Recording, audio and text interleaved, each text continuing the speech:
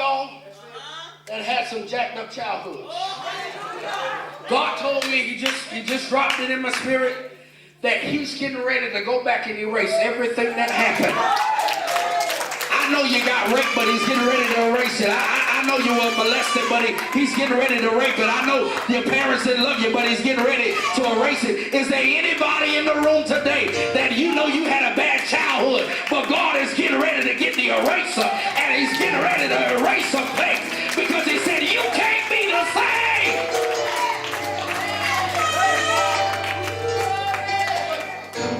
I told you I only needed 5 of y'all, because some of y'all had perfect childhoods. You didn't have no problems. You didn't have no issues. But there are some of us that still had money. Our lights was on. Our bills were paid. But we still had internal problems. We suffered from depression. We were lonely. You grew up the only child, so maybe you had imaginary friends just a little too long. But there are some people in here that you were in the house today and you said, God, I need you to erase some stuff off.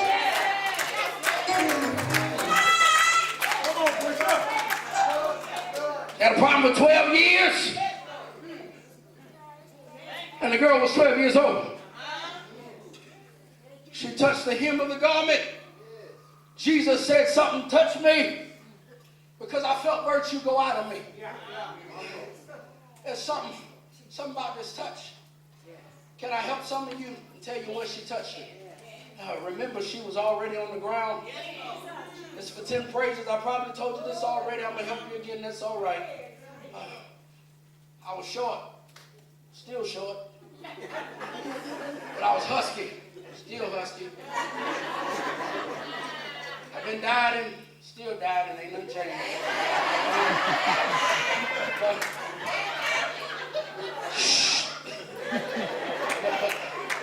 What my brother Lance, before you go, what my grandma would do, they would buy my clothes so it fit around my waist. But because it fit around my waist, they were too long. So my mom and my grandmother are both seamstress, and they're both economy savvy. I ain't gonna call them cheap. So my granddad sitting there, he wanted to say, I ain't got no money, boy, I ain't got no money. So what they would do, instead of cutting the pants off, they would hem them. So that when you grew into it, they could just let it out. Anybody know what I'm talking about? Oh, I'm in the right house. She touches the hem of the garment because she understood it wasn't stuff that was cut off, but it was stuff that was stored up for when she grew into it. I'm just looking for about 5 real praises that you've been wondering why you've been at the bottom of the barrel. God said, because there's something in my hem that when you grab the hem, you actually grab an overflow.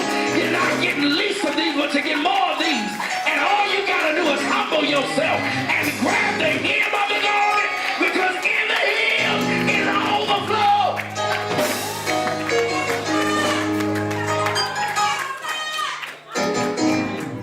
I don't know who I'm talking to in here, but maybe you've been on the ground too long, and maybe you've been down and can't get up. But God told me to tell some of you, he's getting ready to let your hem out, because you've gone through so much that you had to have grown by now. And so because you're grown, he's getting ready to let the hem out. Is there anybody in here that's ready to get what God has?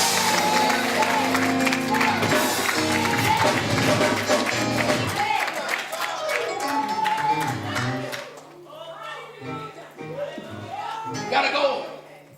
Get ready to try my wings and get out of here. So she touches the hem of the garment. She gets the overflow. As soon as she touches it, the blood sticks, which means stop. There are 2 kinds of blessings. There are go forth blessings, which is just like the 10 leopards. You got to go forth and do something, and then it happens. And then there are straightway blessings. That means as soon as it happens, it happens right there. And so she got a straightway blessing. See, you get go forth blessings when you wait on God to come to you. But you get straightway blessings when you go to Him. So I'm just trying to figure out, are there any straightway folk in here? Don't fool me. See, y'all playing patty cake. We ain't in the playground no more. This real life. Are there any straightway folk in here that you really you need God to do? You know, right now. I can't wait no more. I need Him to do something right now, right?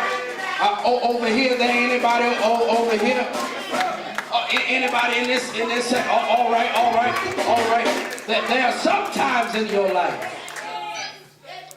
where you need a straightway blessing. Bible says that she touched the hem of the garment, and when she touched the hem of the garment, that the blood stench immediately. And the Lord turned around, wondering who had touched him. And the woman said, Lord, it's me. I'm the one who touched you. And I don't know if there's anybody in the room right now that maybe you're in a place where it's me, oh Lord, standing in the need of prayer. It's not my mother or my father, Lord, but it's me in the need of prayer. And I don't know if there's a room full of witnessing warriors. Don't mind lifting your hands and saying, Lord, it's me who's been standing in the need of prayer. And now, God, I'm at a place now where I'm not ashamed of you blessing me. And so if I gotta tell the whole world, it's something I just can't keep it to myself. The prophet said it's like fire shut up in my bones. And I don't know if there's anybody else in here that maybe you've been having a problem for 12 long years. Maybe your years have been months, or maybe your months have been days. But all in all, you've been dealing with one issue that you just can't seem to shake loose.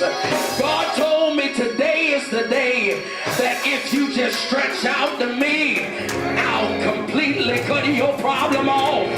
But you can't get your problem by staying in your seat. You can't get your problem solved by looking like a bum on a log. You can't get your problem by looking like you're sucking on livers. But there ought to be somebody here that don't mind saying, God, I need you right now.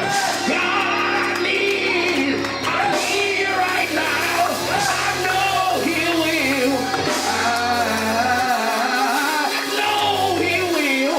I know He'll answer prayer. I know He'll answer my call. Can I tell you why I know? Greater destiny, you know, because He walks with me, and He talks with me, and He tells me that I am His own. And the joy we share as we tarry there, none other has ever known. And I don't know if you feel like being a witnessing warrior and high-fiving your neighbor and say, neighbor, the best thing about this is I see the exit sign. I see the exit sign, and my problem is almost over. And I'm gonna praise the Lord. I'm gonna praise the Lord. Can you lift your hands and say yes? Say yes. Say yes. Say yes.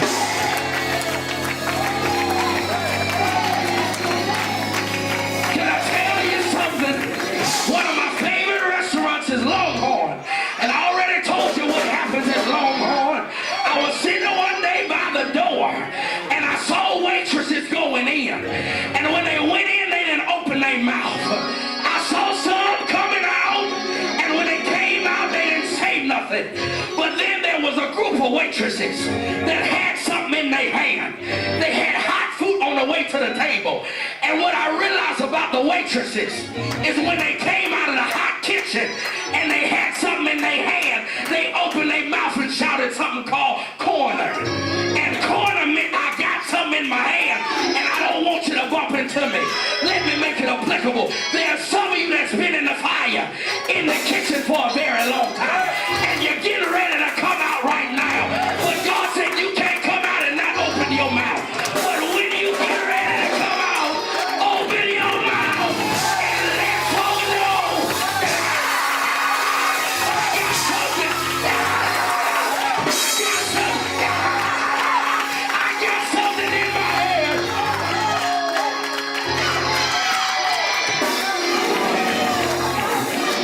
I got something in my hand.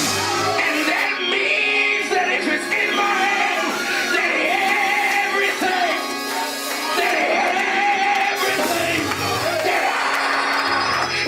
everything will be all right. He's working it out. He's turning it around. And is there anybody in here that can give God a praise? Because it's already done.